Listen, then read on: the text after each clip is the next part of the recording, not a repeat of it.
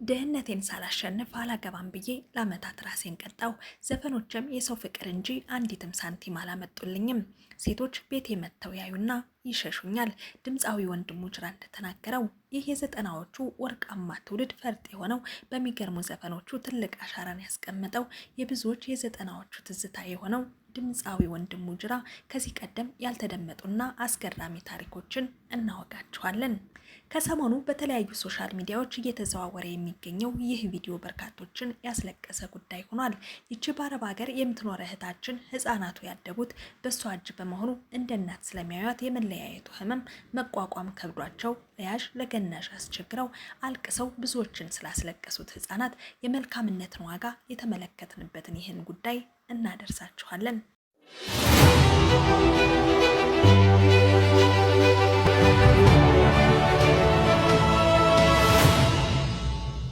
ሰላም እንደምን ቆያችሁልን? የተወደዳችሁና የተከበራችሁ በተለያየ የዓለም ጥግ የምትገኙ ውድ የዛምራን አዲስ ቤተሰቦች እኛን ቀዳሚ ምርጫችሁ ስላደረጋችሁ ምስጋናችን ላቅ ያለ ነው። እንደሚታወቀው ዛምራን አዲስ አዳዲስ ወቅታዊ አዝናኝና አስተማሪ እንዲሁም ማህበራዊ ጉዳዮችን እየዳሰሰ ወደ እናንተ ውድ ቤተሰቦች ተደራሽ የሚያደርግ መሰናዷችን ነው። ቪዲዮን ላይክ፣ ሼር፣ ሰብስክራይብ በማድረግ ከጎናችን በመሆን ድጋፋችሁ አይለይን። ሀሳብ አስተያየታችሁን ኮሜንት ሴክሽን ላይ ያስቀምጡልን። የለቀቅናቸው አዳዲስ ቪዲዮዎች በቀጥታ እንዲደርሳችሁ የደወል ምልክቷን ተጫኑ። እንዲህ ባለ መልኩ አዘጋጅቼ የማቀርብላችሁ ሪች ኦሪዮን ነኝ። ወደ መረጃው አመራለሁ። ድህነቴን ሳላሸንፍ አላገባም ብዬ ለአመታት ራሴን ቀጣው። ዘፈኖችም የሰው ፍቅር እንጂ አንዲትም ሳንቲም አላመጡልኝም። ሴቶች ቤቴ መጥተው ያዩና ኑሮዬን አይተው ይሸሹኛል። ድምፃዊ ወንድሙ ጅራ የተናገረው ልብ የሚበላ ታሪክ እንዲህ እናስቃኛችሁ። ድምፃዊ ወንድሙ ጅራ በሰይፉ ሾው የተናገረው ልብ የሚነካ እውነት ብዙዎቻችንን በእጅጉ አሳዝኗል።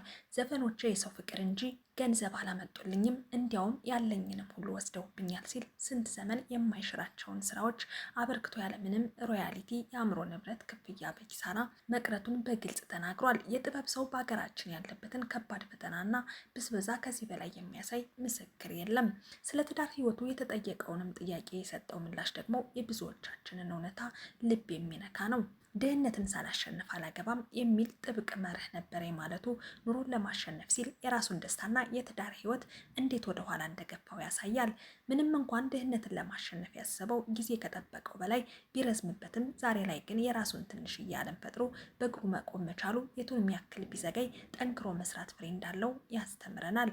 አሁን ግን ያ ሁሉ የህዝብ ፍቅርና በቅርቡ በማህበራዊ ሚዲያ የዘነበበት አድናቆት ከገባበት የብቸኝነትና ተስፋ የመቁረጥ ስሜት አውጥቶታል።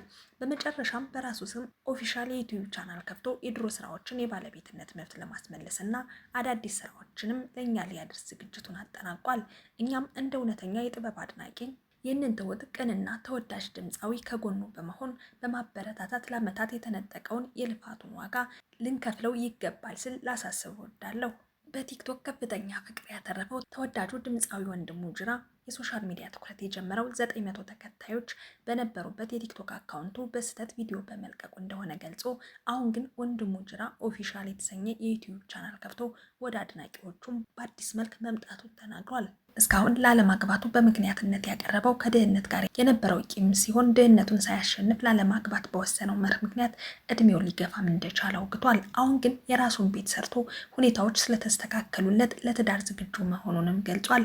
በሌላ በኩል አለች አንድ ቦታና ውቢት ያሉ ታዋቂ ዘፈኖቹን በራሱ ወጪ አውጥቶ እንደሰራና ምንም አይነት ሮያሊቲ አግኝቶ እንደማያውቅ በቁጭት ተናግሯል።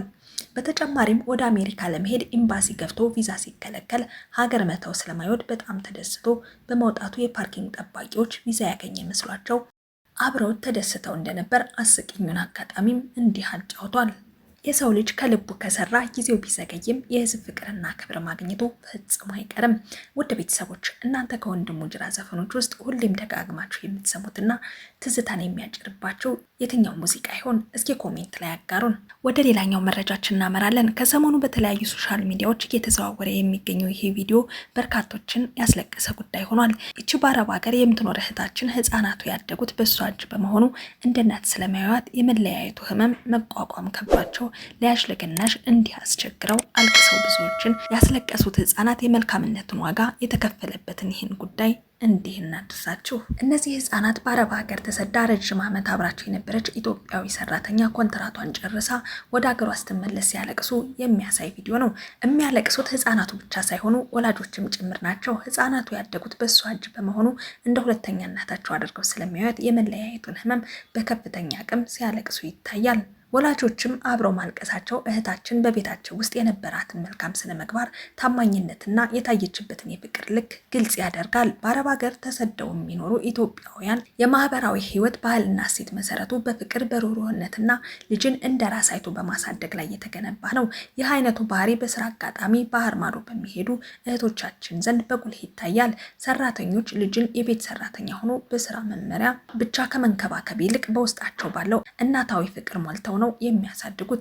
የገንዘብ ኮንትራት ሊያልቅ ይችላል። በፍቅር በታማኝነትና በደግነት የተገነባ የሰው ልጅ ግንኙነት ግን ድንበርና ጊዜ ሳይገድበው በልብ ውስጥ ታትሞ ይኖራል። ይህ ምስልና ቪዲዮ በውጭ ሀገር የሚሰሩ እህቶቻችን የሚያሳዩትን መልካም ሰብአዊነትና ፍቅር በግልጽ የሚያሳይ ነው። እንዲሁም መልካም ስራና እውነተኛ ፍቅር ሁልጊዜም ዋጋ እንዳለው የሚያሳይ ትልቅ ማሳያ ነው። ውድ ቤተሰቦቻችን ከዚህ ምስል እናንተስ ምን ተማራችሁ? እስኪ ሀሳባችሁን ኮሜንት ላይ ያጋሩን።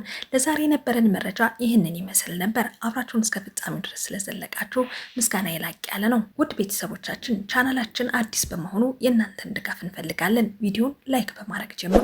ሼር፣ ሰብስክራይብ ማድረግም ለእኛ ትልቅ ዋጋ አለው። ሀሳብ አስተያየታችሁን ኮሜንት ሴክሽን ላይ ያስቀምጡልን። የለቀቅናቸው አዳዲስ ቪዲዮዎች ደግሞ በቀጥታ እንዲደርሳችሁ የደወል ምልክቷን ተጫኑ። በሌላ በአዲስ መረጃ እስከምንገናኝ በያላችሁበት ሰላማችሁ እንዲበዛ እየተመኘው የዛሬን እዚህ ጋር አበቃው። ቸር ቆዩኝ።